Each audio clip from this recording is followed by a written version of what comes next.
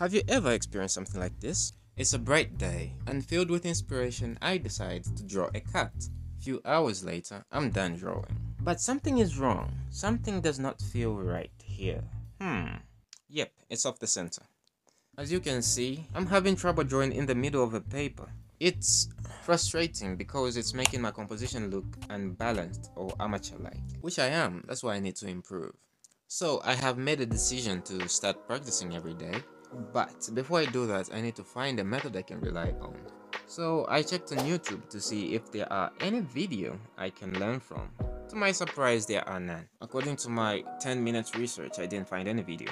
All the videos were on mathematics and certain lines, you know. That's why I'm making this video, so that I learn and you learn, because I'm still a beginner and I have to share the little knowledge I have. So I have methods in my mind which I am scared to implement, but I just have to do it anyway. I have seen some people use these methods to guide them with centering their subject. There are a lot of methods, but I'm going to try out 3, and out of the 3 we're going to choose one which I'll be using for my next everyday practice. And I will draw Puss in Boots to begin the journey with the method I will choose, to see how practical the method will be. So, let's start with the first one. Oh wait, before I begin, if you want to follow along, the materials I'm using are just cheap B pencils. Those graphite pencils are a cheap plain paper, an eraser, and tissue for blending. And for the methods, I'm using a ruler also, so yeah.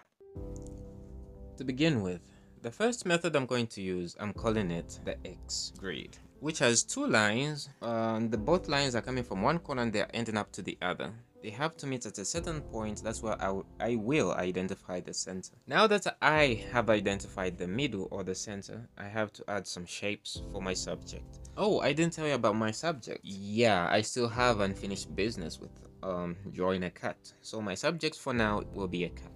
So I'm drawing a 90-degree triangle with 2 circles. The first circle will be for the head, which will be on the top right, and the other circle will be for the thighs on the bottom left. The center will be inside the triangle, so that I can center my drawing perfectly. Next, I have to shape out the head, then the back, then the thighs, using the guides in form of shapes which I've drawn already. I'm adding the ears, legs, and tail.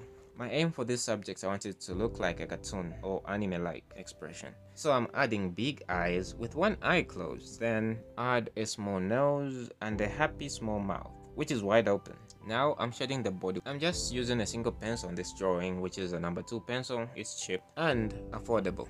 Now I'm adding more dark shade in the areas where shadows will be, with different pressure points on the pencil, and finishing off with a line on the ground to resemble a shadow, if you know what I mean. I'm done. It still looks cute, but it's still off the center. It's a bit above it, you know. I think I have to redo it. This time I'm going to add realism to it for good measure. So I have turned the paper into landscape mode. I just mean into landscape, you know. And I've added these red ugly tapes for stability, because the paper moves a lot.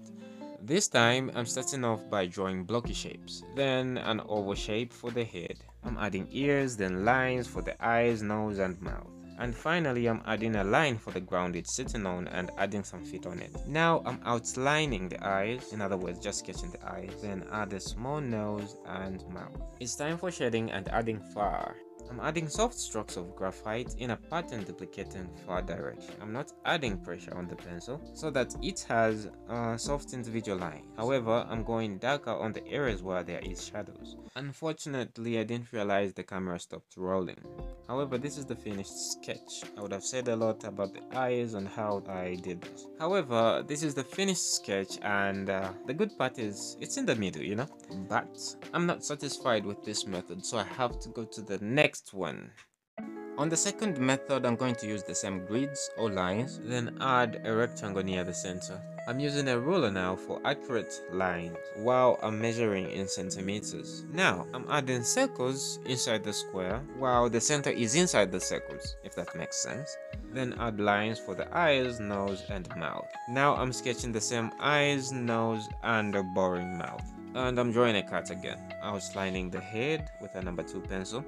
I'm adding a bit of pressure for that darker outline. I'm I'm adding some ears, then shoulders, then shade again like I did in the previous sketch, but with a bit of detail this time. Now I'm using the same graphite pencil for the shadows in the ears, eyes, and underneath the mouth for that bold expression. This method seems practical, but I have to do the last one before I choose. This last method is technical and works well when you need accurate proportions or sketch. I have drawn it in grids consisting of 273 boxes. I have counted them already, and the lines are half a centimeters apart. Although creating the lines was time consuming, I had to make sure they are accurate before I draw. Firstly, I identified the center by counting the boxes and see which one is in the middle or are in the middle. Then add circles around it, or circles per se, which is the shape of my subject. Then add ears, which are in a relaxed state. Now I have to sketch the head using the already drawn shapes and add a little pressure on the pencil for that dark line on the head or headline. I'm doing the same for the ears. Now I'm adding lines of where the eyes and nose will be located. Now I'm sketching in the eyes, nose, and mouth, using these straight lines as guides, just like the previous sketch. Now it's time to shade in far. I'm just using the same methods I used from the previous methods, so yeah, you know the drill by now. My final thought is this method is great if you want accurate proportions before shading. I really do recommend it. It will easily guide you with where the shapes of your drawings will be before you sketch, or after sketching, or while sketching. That's if you're willing to put in the time to draw the grids before you start sketching. So here's the final drawing. It looks great. It's the best one so far. Now is the moment of truth. I have to choose between these three. Although there are other methods I wanted to try out, but due to limited time, this is how far I can go. The method I'll be using for my daily practice is method number 2. And to celebrate the beginning, let's draw Puss in Boots. I have already drawn the lines and tapped the paper on the table with this annoying red tape. To begin with, I'm starting off by drawing the belly or the main body, then a circle for the head, big thighs, a W shape for the folded arms. I'm adding the belt. By the way, it's here at the waist where the center is, or where I identified the center. Then the big boots. Now I'm adding heels to the boots. Then we are doing the hat and cape, including the feather on the hat. I don't know what it's called apart from a feather. I'm adding the nose and mouth with a pointy chin. He looks like he has a beard. And lastly, the eye, because the other one has been distracted by the hat. Oh, we are distracted by the hat. I forgot, I already drew the sword. I'm just adding the back on the belt. Now, I'm outlining the shape so that he looks solid. Using a number 6B pencil, cause previously I was using a number 2 pencil, which is lighter for sketching. I think he looks confident comparing him to my reference. Now I have to erase the lines using an eraser. And this is why I chose this method, because it does not have the bulky or chunk lines, which might be a problem when it comes to erasing. Now I have to add some dark shade on the cape, hat, and boots. I'm still working with the same number 6B pencil because that's the only darkest pencil I have. I don't have the 7s, the 8s, or the 12s. And I'm applying charcoal in layers. There will be 2. So the first layer I'm going to add lighter charcoal, then the second layer I will go dark and add a lot of pressure on the pencil. Before I start the second layer, I have to blend first. So I'll be using a small piece of tissue, then put it on my little finger. Then rub it on the graphite in a pattern. I have to emphasize that shading I'm starting with the cape. So now I'm going back with the shading. Now this time I'm adding a bit of pressure to the number 6 pencil, number 6B pencil, so that it comes out black or dark, with few areas where light is hitting. I'm doing the same thing with the boots. Starts off light, blend with the tissue, then shade again, but this time with caution because of the direction of light is hitting on different spots of the boots. In short, I want to make them look 3D, like he looks like he was walking, then they took a picture in the moment. Now I'm darkening the belt, then add fur and shadows, starting with the head.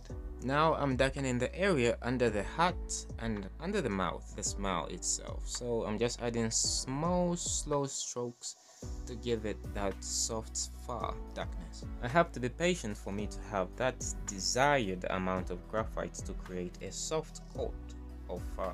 By the way, this is the first time I'm drawing this character. I didn't do any practice prior to this.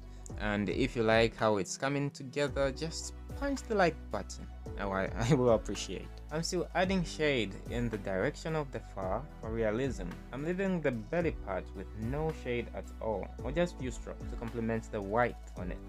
I added a soft shadow under the arms for realism purposes, or just look at the reference. Finally, we'll add shadows inside the handle guard of the sword, and well, we'll finish up with the nose. I think I'm satisfied with this project, so this is it. If I have left out anything, just leave a comment below. I will highly appreciate it, because I'm also learning. I will continue to practice until I get better with my compositions. And if you're a beginner like me, consider subscribing so that we learn together and create a community. With that said, thanks for watching and see you next time.